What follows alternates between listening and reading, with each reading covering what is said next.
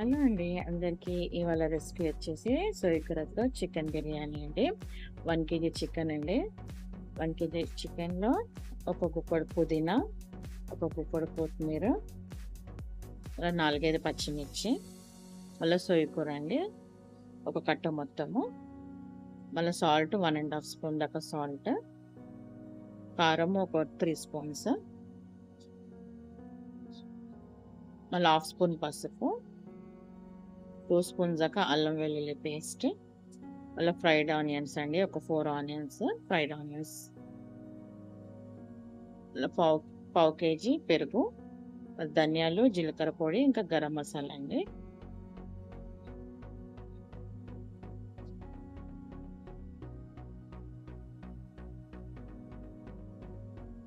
ఒకసారి అన్నీ కలుపుకొని మసాలాలు,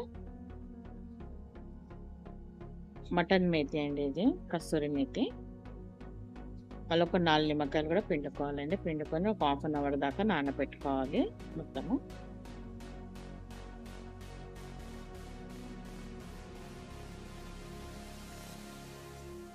వన్ కేజీ చికెన్కి మళ్ళీ 1 కేజీ రైస్ అండి.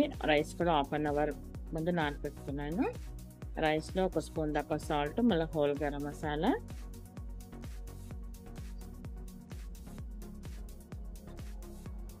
మళ్ళీ ఒక 2 స్పూన్స్ దాకా ఆయిల్,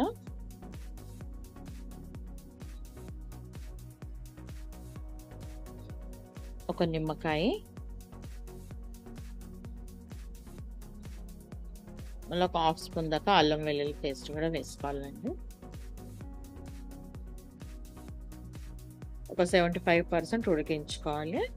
మళ్ళీ మనం ఏ గిన్నెలో బిర్యానీ ఉడుకుంటాం ఆ గిన్నె పెట్టుకొని ఆయిల్ వేసుకోవాలి. ఫ్రైడ్ ఆనియన్స్ ఆయిల్ ఉంటుంది కదండి, అదే ఆయిల్ వేసుకొని చికెన్ వేసేసుకోవాలి. మనం నానబెట్టుకున్న చికెన్ కూడా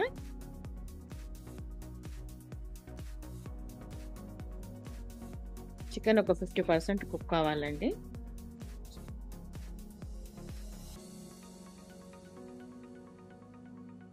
ఆయిల్ సపరేట్ అయ్యేదాకా ఉడికించుకోవాలి చికెన్ని.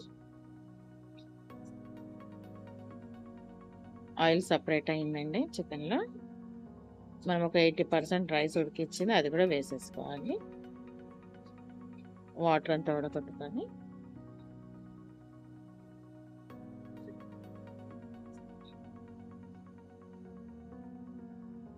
రైస్ మొత్తం వేసేసుకొని పైనుంచి సాఫ్రాన్ అండి, లేకపోతే కలర్ అన్న, ఫుడ్ కలర్ ఉంటే ఫుడ్ కలర్, సాఫ్రాన్ అంటే సాఫ్రాన్, మళ్ళీ ఫ్రైడ్ ఆనియన్స్,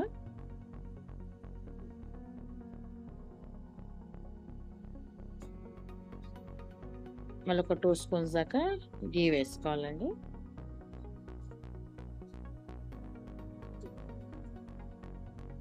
గీ వేసుకొని పెద్ద మంట మీద 10 మినిట్స్ మూత పెట్టేసి పెద్ద మంట మీద 10 మినిట్స్ ఉంచాలండి. మళ్ళీ చిన్న మంట అయితే 20 మినిట్స్ చిన్న మంట మీద వదిలేసేయాలి.